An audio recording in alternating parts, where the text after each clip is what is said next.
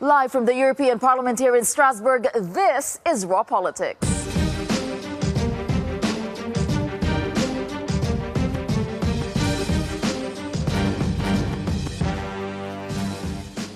Thank you for joining us this evening, and this is what we have for you on the program. Brexit chaos, a shambolic day as Theresa May delays a historic Brexit vote in a seemingly desperate move. Macron's message, high stakes for the French president as he tries to put a lid on a growing yellow vest protest. Quitting the coalition, Belgium's government is reduced to minority rule as a battle erupts over migration. Mini Merkel, what the new CDU leader in Germany needs to do to win back disillusioned voters. And precious Brexit, Theresa May as a Lord of the Rings favorite villain. It is time to meet our panelists now for this evening. We have David McAllister. He is a German MEP with the European People's Party and the chair of the Committee on Foreign Affairs. David, which of these stories are you watching closely tonight? All four extremely interesting, but I'll go for the fourth one, the story about the leadership change in the CDU. I wonder what that will mean for Europe. All right, and also joining us tonight is Richard Corbett. He's a British Labour MEP with the group of Socialists and Democrats. What about you? What are you watching tonight? Well, much as you're tempting me by wearing a yellow vest to go for the yellow vest story, I think I'll nonetheless go for the Brexit one. All right, and that is actually exactly where we are beginning today. It was quite a Brexit day, and it was billed as the meaningful vote, the vote on what Theresa May has been calling the best version of Brexit for the UK. Well, despite all the numbers pointing to a government defeat, Mrs. May, her spokesperson, and her top ministers were adamant that tomorrow night's crucial vote would go ahead. Well, that was the case until mid-morning when the audible screech of brakes could be heard across Westminster. The big vote, apparently, was off. Well, let's get straight to Westminster. Political editor Darren McCaffrey is right there. Darren, the best political drama on television right now. What is going on? What have you been hearing since Theresa May's address? Yeah, forget about House of Cards, as you say. The political drama is certainly here at Westminster. This has been yet another very difficult and, in some regards, humiliating day for the Prime Minister, accepting that after, 18 months of negotiation, after 2 weeks of frantically trying to sell this deal to the British public and to many of her own MPs, that essentially she has failed, that if the vote had have gone ahead tomorrow, she would have lost that vote substantially. Of course, the question then is, what happens next? She says she is listening. She is now going to go and talk to our European colleagues and counterparts ahead of the summit on Thursday to try and improve on what she's got in the withdrawal agreement. But many MPs remain unconvinced. Let's have a listen to what Theresa May had to say in the Houses of Parliament earlier on this afternoon.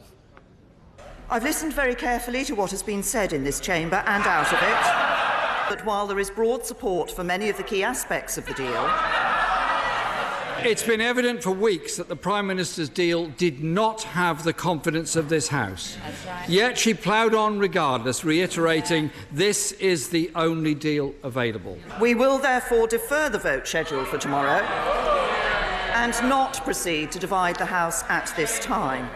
I will go to see my counterparts in other member states and the leadership of the Council and the Commission. I will discuss with them the clear concerns that this House has expressed.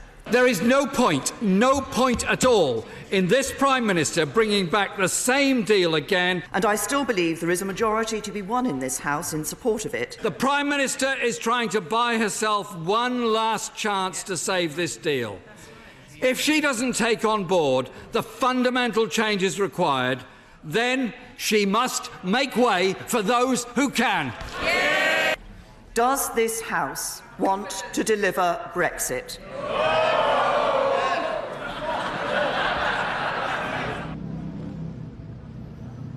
Well, having listened to that, what is the view of some of her own MPs? Well, joining me to get a sense of what that is Nigel Evans. He is a Conservative MP, is a Brexit supporter, been loyal to Theresa May in the past, but you have said you can't support the deal as it stands. Why not? Yeah, I wasn't alone, was I? I mean, Theresa knew that there were over 100 Conservative members of Parliament that weren't able to support this, and it's the backstop is the problem. She has listened to that, and I think she's made the right decision to defer the vote.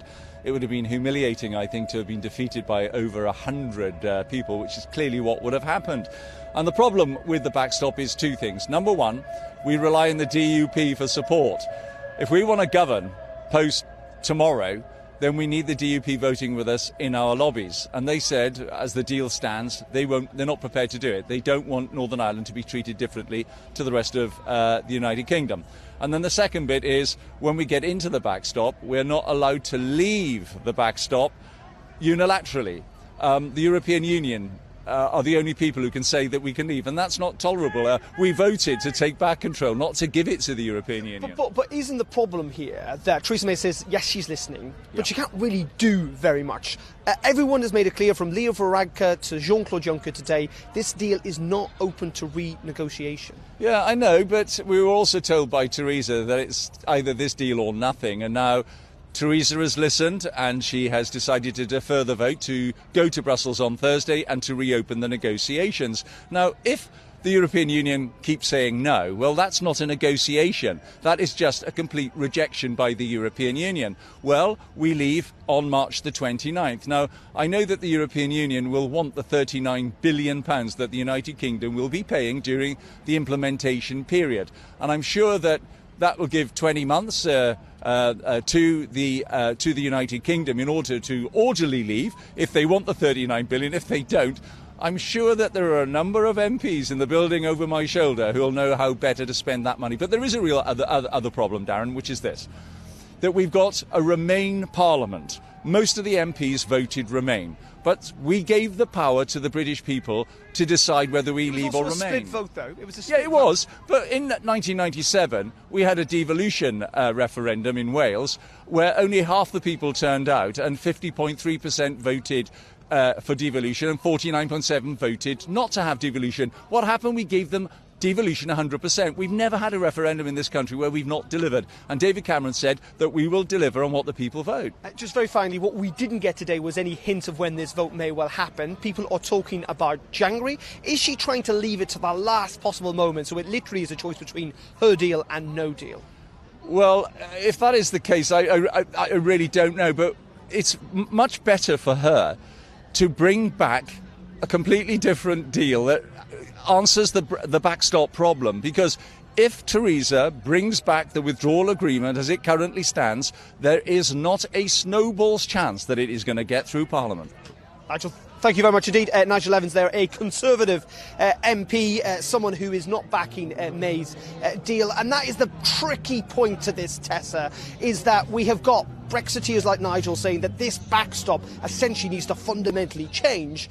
And on the European side, you've got people like Leo Varadkar and Jean-Claude Juncker saying that is not going to happen. What does Theresa May do then? Well, it's going to continue to be incredibly tricky for her over the next coming days and weeks. All right, thank you for that, Darren McCaffrey, political editor. So many questions. All right, Richard, I'll start with you. I mean, Darren raised that point already. She knew the numbers were not going to get her deal through. Why wait till the last minute to make this turnaround? Well, she's going for the world record of kicking the can down the road. That's been the pattern all the way through this. She just keeps on pushing things, even though she's heading into stalemate. And that's just it. It's just tries to gain a couple of days at a time in the hope that something might get better, something might give.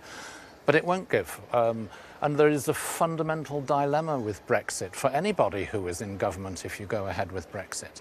Either you distance yourself from the European Union, outside the customs union, outside the single market, and you have an enormous economic hit. Or you try to attenuate that by staying inside the customs union, the single market, etc. But then you have to follow EU rules, which you don't have a say on anymore if you're not a member. Neither is a good solution for Britain. And she has been wrestling with that. It would be difficult for anybody, but with a party riven down the middle on ideological divisions on Europe, it's impossible. Yeah, so we knew, those were the arguments put forward. But, okay, now the vote is delayed. David, she comes here to Brussels, let's say, trying to renegotiate. We already heard from Brussels that is not going to happen. So what is the point? Does she know something, or probably got reassurances privately, because she seems to have confidence that this is possible when publicly everyone's been saying, no, there's no more renegotiation? I think the Prime Minister's decision today was actually, as Richard just pointed out, to gain some time. And she'll probably try to start renegotiations on Thursday, but all 27 heads of government have been very clear, and also the Commission President and the President of the European Council, that we are not willing to open this box again. 585 pages were negotiated for 17 months, and it was so difficult to conclude it in the end with last-minute attempts from France and Spain. This is it. This is a compromise for us. It's fair and balanced. Both sides' interests are covered, and it's this or there won't be an agreement. So she can try to renegotiate this, but she won't be successful. The question still is, to what end? I mean, okay, this is really being very closely watched by everyone. We don't know the answers, but our team in the Cube has been tracking reaction to Mrs. May's decision. Let's get more now from Alex Morgan in the Cube. Alex, what do you have for us? What a day, Tessa. What a week this is going to be. Well, first of all, let me just bring up what Guy Verhofstadt, the obviously European parliamentarian, had to say just before we had this statement from Theresa May saying, I can't follow anymore. Now, fair to say, Guy Verhofstadt, probably, certainly on the left, one of the most engaged people in Europe, saying, well, after 2 years of negotiations, the UK still isn't sure where it wants to be. But I think the key thing we're getting, certainly from the European side, is this line, no renegotiation. And yet, imagine you are Theresa May. Nigel Dodds, here he is tweeting, standing in front of the news cameras. He was speaking right up until the start of her statement. He says here, it's time to start listening. The backstop must go. Now, the DUP prop up Theresa May. This is an ultimatum. In the Commons, when he spoke, Nigel Dodds said that her credibility was shot, effectively. So here, he wants the renegotiations to go, to carry on and to look back at the backstop. So you can see here, that's certainly an issue getting people talking tonight. But let me just bring up what Nigel Farage had to say very quick while May was still talking, saying, right, it's time we scrap May, not just the deal, scrap Theresa May. He's been saying that all along, but he is the deputy chairman of Leave Means Leave in the UK, pushing for a Brexit that, let's say, does not resemble Theresa May's deal. Well, piling on the pressure here to say, Theresa May, she's got to go. One thing I think is interesting, we're seeing a lot of camps coming out. We have the We Want a People's Vote camp, perhaps exemplified in a tweet by Vince Cable, one of the leaders of the Liberal Democrat, one of the parties in the UK, saying, right, it's time the people have a vote. Many Conservatives saying exactly the same. Then, look at this. It's not just Theresa May who's having the pressure piled on her. Look at this tweet here from Caroline Lucas. She's the leader of the Greens. She is piling the pressure on Jeremy Corbyn, saying, what are you waiting for? Time to bring a no-confidence vote. The SNP also said, yes, we will back you, Jeremy Corbyn, if you bring this no-confidence motion forward in the government. The reason it has to be Jeremy Corbyn is he is the leader of the opposition. If that goes through, of course, it could lead to the downfall of the government and a general election. Vince Cable also backing that. But look, some people not necessarily tearing May apart. Dan Hodges, who's a journalist, saying, well, I'm staggered. May keeps on going, says probably one of the best performances from her. So I think people are surprised, Tessa, but surprised that she's still going. Theresa May is still going. But now these various camps, as I say, the People's Vote getting very vocal, the We Want a Hard Brexit deal with a backstop group getting vocal, and also this pressure now on the opposition leader to do something, in the words of Caroline Lucas, to bring about a no-confidence vote. We'll stay across the conversation in a very busy week. Thank you for that, Alex Morgan and our team in the Cube. Indeed, just bringing that to our panel, Richard, what Alex was pointing out. So the Scottish First Minister, Nicola Sturgeon, said, as told Jeremy Corbyn, why don't we join forces and stop Brexit? Do you think we're going to see that or even other shifting alliances after what happened with this deal? Well, I think you should also look at public opinion, indeed, which has, according to all the latest polls, swung against Brexit. If we were to have another referendum now, it's almost certain that there would be a majority to say we will remain in the European Union. All this adds to the pressure. To call for a non-confidence, do you think that is a possibility in the coming days? Well, the first step would be indeed to have a no-confidence motion in this government. It's clearly a government that doesn't have a majority in Parliament anymore for its most central task. So there's a certain logic to saying, let's have an election, let's get rid of this government, let's change government. But you still have to come back to what to do about Brexit itself. And that's where this shift in public opinion is so significant. And all of this has really been impacting economically. I mean, markets were so spooked today. The pound fell earlier to its lowest level in 18 months. I mean, David, Theresa May, is she done now? Is that it for her? These are all domestic British political issues, whereas a German politician I prefer not to be dragged into. And I can't predict British politics. I think nobody can really predict what's going to happen in the next few days.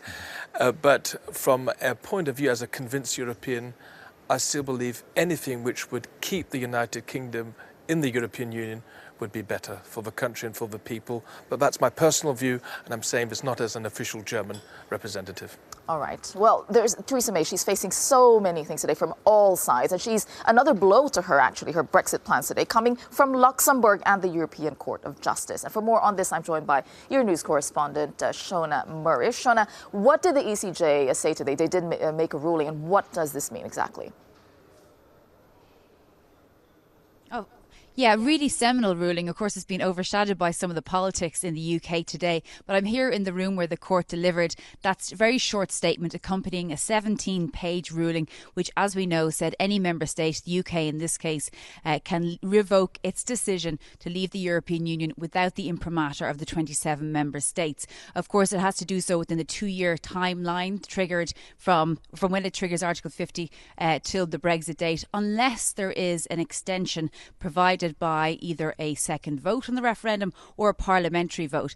And it's been a huge moment actually for the European Union specifically, because Article 50, as we know, has always said how a country can leave the EU, but not how it can withdraw that decision. And today it talked about the sovereignty, the sovereign nature of the right of withdrawal, and which is a very important line in it, because in some ironic ways, it actually re-establishes the sovereignty of the member state, because it talks about the fact that any EU member state can decide to withdraw, but it can't be forced to continue with that decision. And it's quite ironic because, of course, we know that one of the reasons that Brexiteers want to leave the EU is because it believes the European Court of Justice, takes too much of its sovereignty away. The implications are actually quite big, as we know, for the UK, because it could probably harden some of those who are wavering as to whether or not they thought Brexit was a good idea or not. And so that could, I suppose, in some ways make people feel that the desire to have a second referendum is much more virtuous now, because the EU has said that it doesn't need the imprimatur of the 27 member states. It also re-establishes the independence of the court itself, because we know the European Council and the European Commission have fought against this, and they thought that it would be a bad idea to allow one member state to make this decision on its own, because we could end up with rogue member states deciding to threaten to do this in order to get demands across the line. So a very important vote today, and of course incredible timing too. All right, thank you for that, our correspondent Shona Murray. Richard, do you think, this is non-legally binding, but does the ECJ's ruling today change the state of play in the UK? Well, it makes it clear to everybody that if the UK were to change its mind, it can continue membership on current terms. Those who said, it's too late to change our mind, or if we change our mind, there will be a new negotiation and it may be the end of the British rebate or British opt-outs, that's not true. That's clarified. If we change our mind, we can stay with all the particular advantages, derogations and specific provisions for the UK that exist now. Yeah, and what's interesting that Shona also brought up is that what kind of precedent this is set for the EU. Are you in agreement with what the ECJ has said, that one country can unilaterally just withdraw a decision they've made? Today's ruling was to be expected after the statement of the Attorney General last week. Sure. We now have clarity, and Article 50 has never been triggered before, so we have all entered legally uncharted territory. But this has set a bad precedent, or a precedent of sorts. Well, the ECJ has decided, now we have clarity. Of course, I understand the concerns that other member states could misuse this Article 50 procedure, but we now have clarity. And yes, indeed, the United Kingdom can still withdraw Article 50 if they want to, and they don't necessarily need the support of the other 27 member states. So Richard is right. We now have clarity, and that is another very important argument which might play a vital role in the next weeks in London. Yeah, just quickly coming here, would you make any predictions on what she's going to try to renegotiate here? I presume it's to have some extra strong commitment that the backstop on Ireland, the insurance policy as it were, will never need to be used, because of course both sides will try and reach an agreement in time for it never to be used. But that essentially is what the current texts say. Exactly. You could say it in so many different ways. Will it change anything?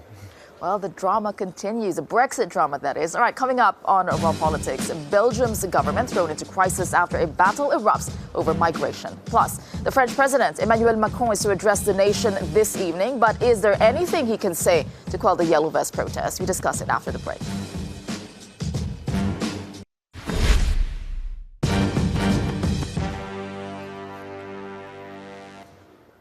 Welcome back to Raw Politics. Now, emerging from what his opponents have dubbed the Élysée bunker, Emmanuel Macron will address French citizens in a much-anticipated television appearance tonight and talk about the ongoing anti-government protests that have rocked France for the past month. And earlier today, the French president met with union leaders, ministers, and mayoral representatives to discuss solutions to the crisis. This follows a fourth straight weekend of violent nationwide protests that saw the worst property damage so far, according to authorities. Paris was hit the hardest, with 10,000 protesters taking to the streets on Saturday. 8,000 police officers were deployed using armored vehicles for the first time. And here with me to discuss this in more detail is Anja Walter-Reich. She's an editor, presenter, and moderator from the Franco-German channel Arte, and Belgian MEP Gerolf Annemans from Vlaams Belang, sitting in the ENF group. All right, good to have you both with us. I'll start with you, Anja. Emmanuel Macron, we're waiting to hear from him, much anticipated. Is there anything he can say that can quell the protesters, and not be in a weak position? Well, that's the good question, because of course he will have to deliver something in his speech tonight. Everyone is very much expecting him to say something, to offer something, to make the protesters stop, which I doubt very much will be the case that soon. He will have to offer something. His speaker has already announced that he will offer something, and he'll already also have a price tag on it. On the other hand, we have to see that he doesn't have a lot of room of maneuver. So if you ask me what he will offer, I don't think it will be like a huge tax decrease or something. I guess he will probably offer something like help for people who are working poor, so to say, just something to help households to make both ends meet better in the end of the month. Gerolf, do you think that that will be enough? Especially after we saw, the violence on the streets. Is this the right time for Emmanuel Macron to give in more, we could say? Well, we should anyhow say that he should not underestimate what is happening. And I don't think any concession can change the general image that he is a failed president already, which he was not in the beginning, according to the brilliant aura and image that he had, winning from Marine Le Pen. Yeah. But France is, since Sarkozy, already looking for a real change, for something else, and was forbidden up till now by the regime, by the system, to elect a president of their own will. And excuse me, but they have elected Mr. Macron, alors. I'm sorry? They have elected Emmanuel Macron. Yes, but it was a failure, and it appears to be a failure. And as long as he stays, the unhappiness and the unease of the people will stay. You disagree that he's a failure? Well, we'll see. I mean, it is right that in the beginning, when he came into office, there were a lot of hopes that he would really change a lot for the country. But the votes for him, a lot of it was so that Marine Le Pen will not get into power. Of course, yeah. About a quarter of the people, of the French people, were originally for Macron. About the same amount is now still supporting him. So I would say the base is still there. Of course, in the end, it was him against Le Pen, so the overwhelming majority of the French people voted for Macron. I think what he has been underestimating is really that the politics that he's done right in the beginning, like, for example, he introduced a tax for the wealthy people, that has been seen as, not very wise step. A lot of people in France had the impression that he's making a policy for the rich people and not for the average person. And I think that's exactly the problem that he has right now. The protests that we are seeing are from people who are really, a large part just wants to make both ends meet in the end of the month.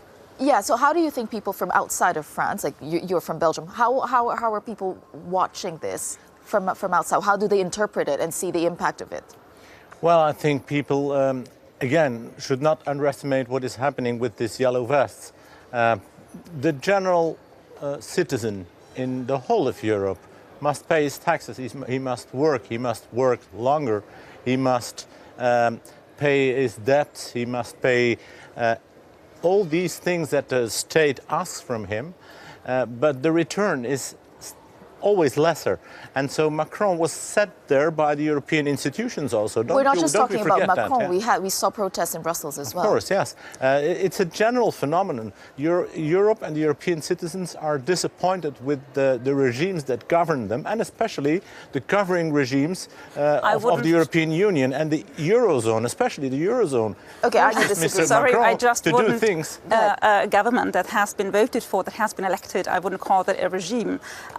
First of all, and then I think the problem with the Yellow Vest is also that you don't really know. I mean, everyone can project his ideas into this movement, and that's what we see right now. That's an underestimation. Do you think that there's a hijacking of the movement? You cannot say they voted for it. What we see now in the streets is that the people say we didn't vote for this. And that's what you should not underestimate. People try to correct the result of what the so-called elections of the regime gave as a result. And so Macron, in some sense, is a phony.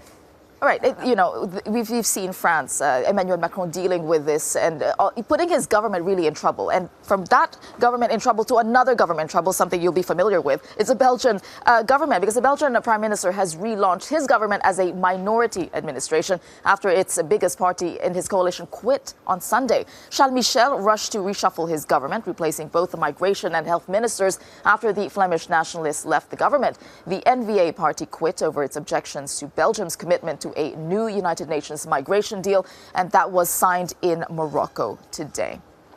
All right, Charles Michel, he joined other world leaders in Marrakesh to sign the Global Compact for Safe, Orderly and Regular Migration. It is a non-binding document that aims to open up legal migration and discourage illegal border crossings. The compact was signed despite a string of withdrawals driven by anti-immigrant populism.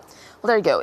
We're seeing, possibly similarities in France and in Belgium, the discontent. What do you make of the government of Belgium almost broke up because of the migration issue? It's here again. It's rearing its head again, dividing nations and Europe.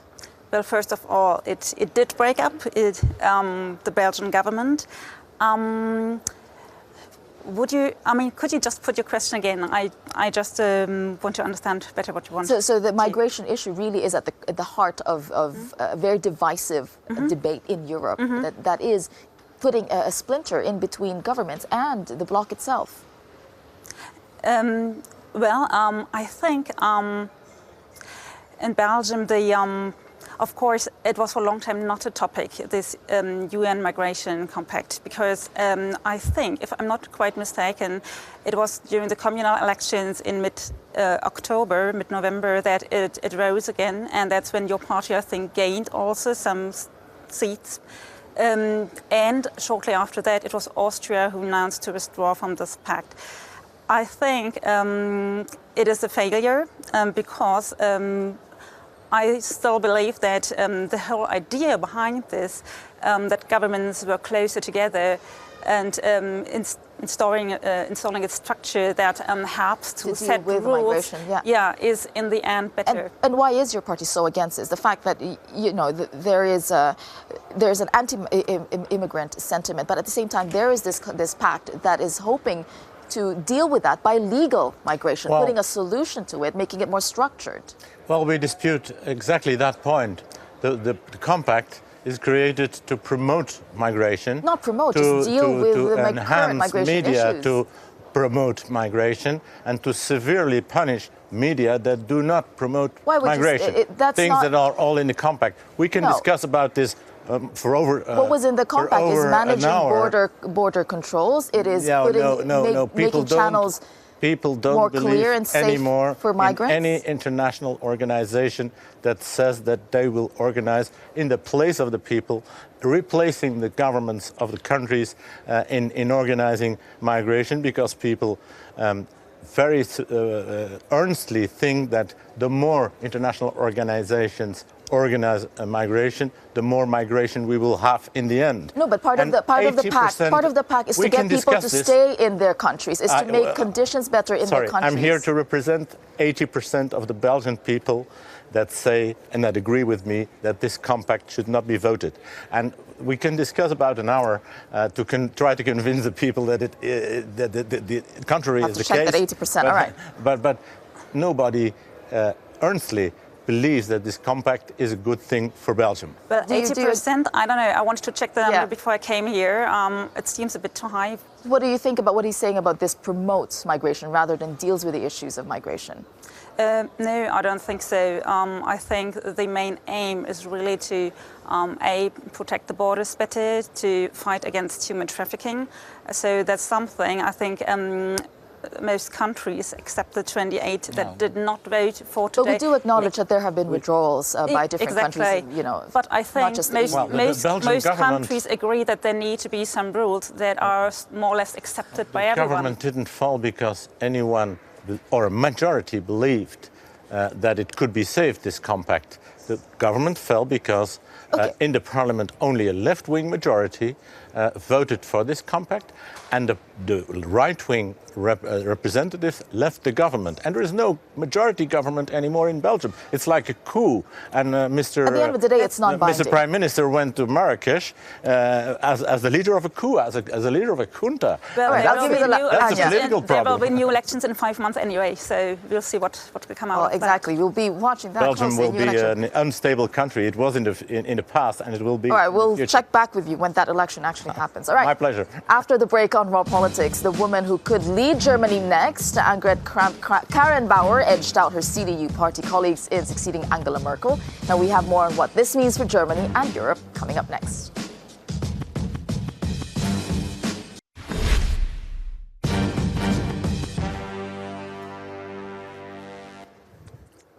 Welcome back to Raw Politics. Now, Germany's ruling CDU party has narrowly elected Annegret Kramp-Karrenbauer, or AKK, as its new leader, ending the 18-year era of Chancellor Angela Merkel. But who is the Queen of Europe's possible successor? The 56-year-old practicing Catholic is widely seen as Merkel's no-frills moderate heir. She strikes a liberal position on women's rights and the minimum wage, but is more conservative when it comes to adoption rights for same-sex couples and marriage equality. And despite supporting Merkel's migration policy, she has distanced herself from it, hinting that she would encourage debate on the matter.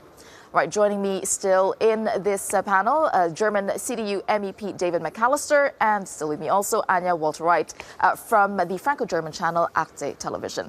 All right, is AKK the Angela Merkel 2.0?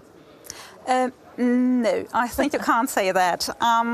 Surely she's close to her. You summed it up nicely in your report. I think she's definitely the candidate that Merkel supported, but she will have to really show that she's not just a clone of Merkel, but that she can really set her own accents, and that's what she'll have to do right now, in order also to rally the party behind her. Is that important, that she's not just a clone of Angela Merkel? I mean, is she the answer to the CDU's problems as well?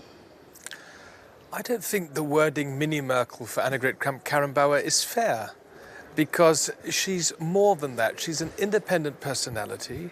She's been a Prime Minister, or First Minister of Saarland for many years. She's a very experienced politician, has her very own views. So I think, of course, she will cooperate closely with Angela Merkel. They know each other, they get on well, but of course she will go her own way as a chairwoman of the CDU, and rightly so. And, you know, if she does renegotiate and bring back the debate on the migration policy, what would that gain her? Will she succeed in doing so? We agree in the CDU that 2015 was a very exceptional year. Hundreds of thousands of migrants were on their way to Western Europe through Turkey and the Balkans.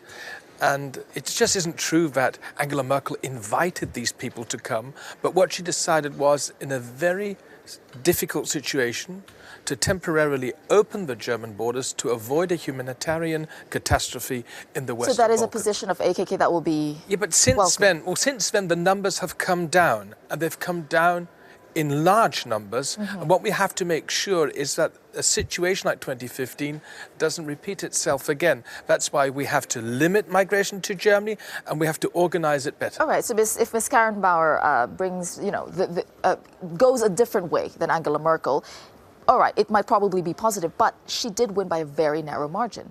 Does it say anything about how she could lead?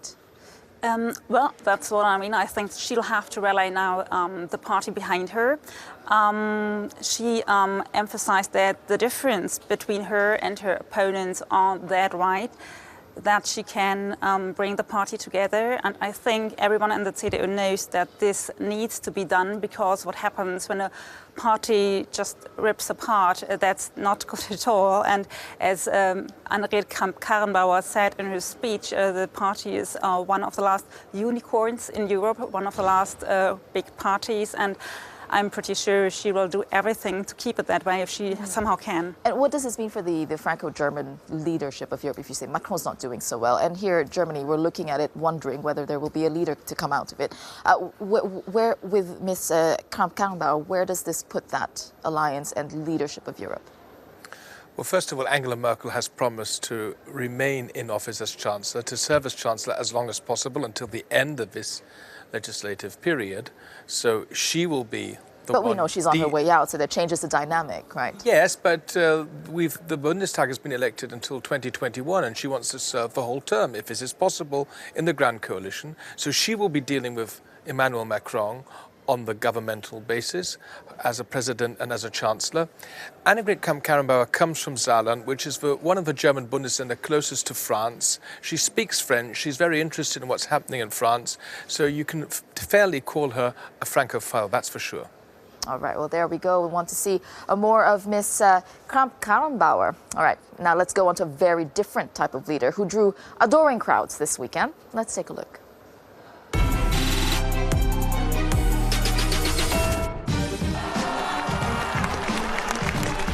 Tens of thousands of chanting people taking to the streets of a European capital. Nope, this isn't the latest anti-Macron protest in Paris. It's Rome, where Italy's Interior Minister Matteo Salvini hailed 6 months in power. Organizers say 80,000 people packed into one of Rome's principal squares for the spectacle, and Mr. Salvini couldn't resist the opportunity to fire a shot at his French sparring partner. Guardate le immagini che arrivano da Parigi. Ricordate le immagini che arrivavano dalla Grecia. Guardate alla crisi economica che anche la potentissima Germania sta cominciando a vivere, la Spagna o altri paesi. Pensate ai gilet gialli che in questa piazza garantiscono l'ordine pubblico e a Parigi protestano. Io ci tengo a dirlo, la violenza non è e non sarà mai giustificata da nessuna parte, ma chi semina povertà raccoglie protesta. On a roll, the Interior Minister also slammed Brussels. Qualcuno ha tradito il sogno europeo, noi daremo forza e sangue nelle vene di una nuova comunità europea, fondata sul rispetto, sul lavoro e sul progresso economico e sociale. With Matteo Salvini's popularity showing no sign of weakening, Italy may yet to be the EU's next big headache.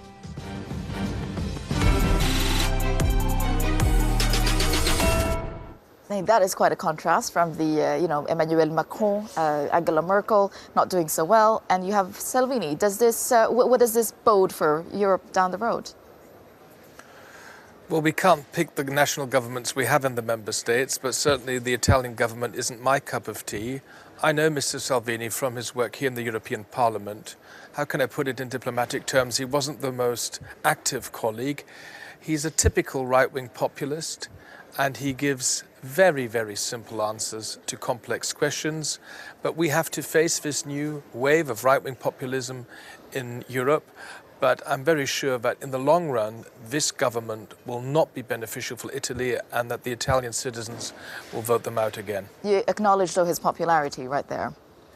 Well, at the moment, he's undoubtedly rather popular in Italy, but in politics, it's not about talking very loudly, it's about delivering concrete results, and I don't think that he's able to deliver in the long run. All right, thank you very much for that. After the break on World Politics, precious Brexit. A Lord of the Rings twist on Theresa May's Brexit plans in tonight's Raw Moment. Do stay with us.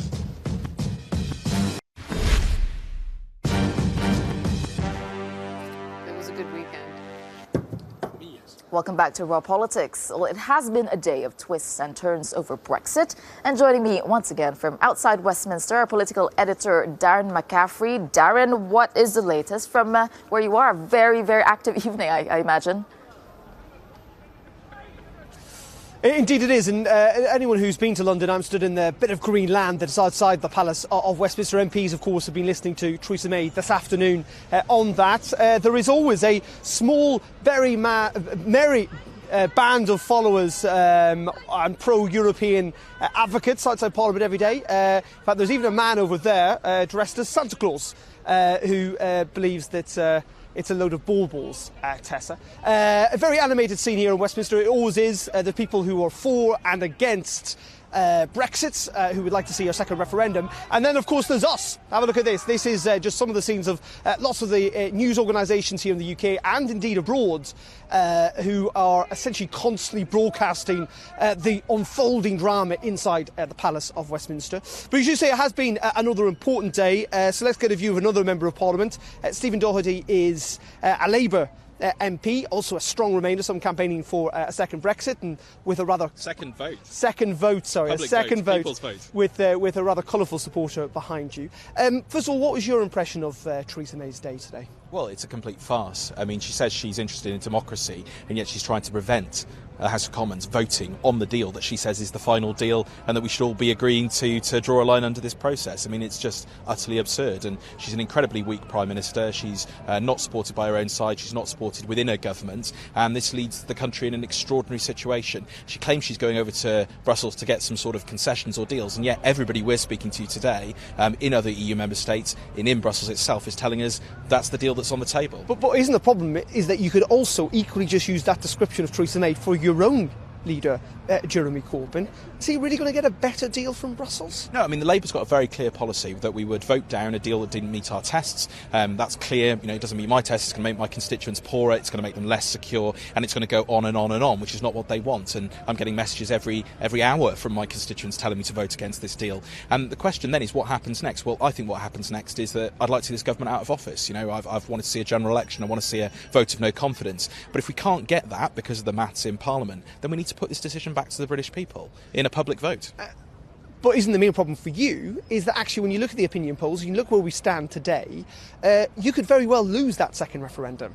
Should there then be a third? No, that's simply not the case. And I'm not afraid of democracy. I'm not afraid of having further discussion. You know, this is a process that didn't just end on one day. We've had a general election since then when Theresa May's original Brexit proposal was rejected. She lost her majority. You know, it didn't just happen on one day in 2016. This has been an ongoing process. And now the reality is the British people are seeing Brexit reality instead of Brexit fantasy. People are absolutely clear, and they're clear in Parliament. We don't want a no deal. That would be catastrophic, and it would cause huge damage potentially to Ireland and to our relationship with Ireland. None of us want to see that. And so if we're taking no deal off the table, if we think her deal is really, really bad, well, then let's put this issue back. There's not a clear majority for any one way forward. Let's put the issue back to the public. Stephen, thank you very much indeed. Stephen Doherty there, who is a Labour MP, clearly backing a second referendum with a rather colourful man behind him who wants a people vote as well. As you can see, Tessa, there is a somewhat, people would say, a media circus here.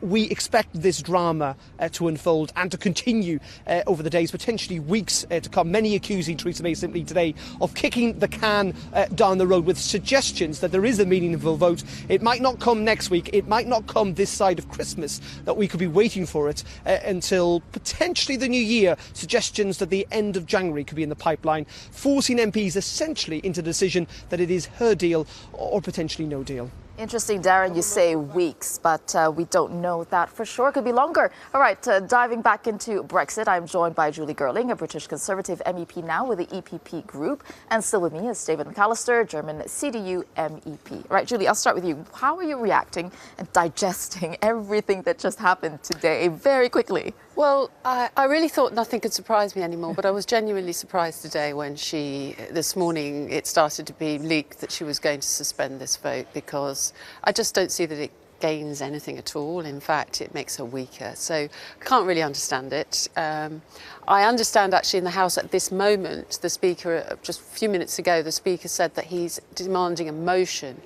Now, this is rather arcane Westminster politics, but that means that there will be a vote on whether there's to be a vote. I suspect the government will lose that, and therefore there will be a vote. So this is still not over. This is quite possibly there will be a vote. Yes, because government can't actually prevent the House from having a vote beyond changing the business of the House. But if someone puts a motion and the Speaker has asked for that motion to be put, then to have the vote, then they have to have the vote. Sorry, it is complicated and very silly. So complicated. All right, bringing that's the way it the works. European level, David. Did you see this coming? I'm from a German observing UK politics. Did you see this coming? This twist this morning? Well, first of all, I'm happy to learn more about British constitutional politics and legal requests. What we all knew was that the Prime Minister would probably lose the vote on Tuesday. So what she probably decided today was to gain some time to convince more members of Parliament. But actually, more than just kicking the can down the road, I don't see much in it in the moment. And she will, of course, try to go to Brussels on Thursday and try to renegotiate the withdrawal agreement. But all other heads of government and President Juncker have made clear that they are not ready to do so. Yeah, and what is the point, Julie? How would you analyse this from, Nobody wants to go down in history as the Prime Minister who had the largest vote against her. And that's what was looking like it was going to happen. So she's saving her own skin, basically. She's saving, to some extent, saving face, I think. Okay, I can have some empathy with that. I wouldn't like to be in her position either, although she is the architect of her own doom.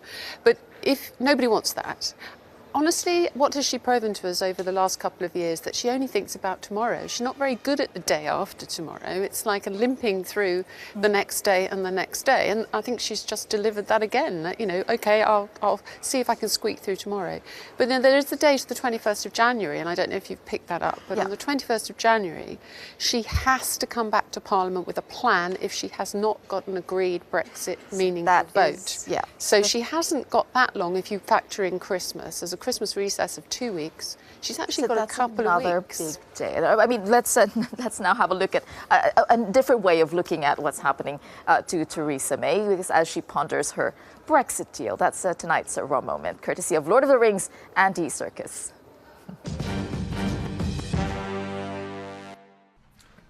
Prime Minister, you wanted a copy of your withdrawal agreement.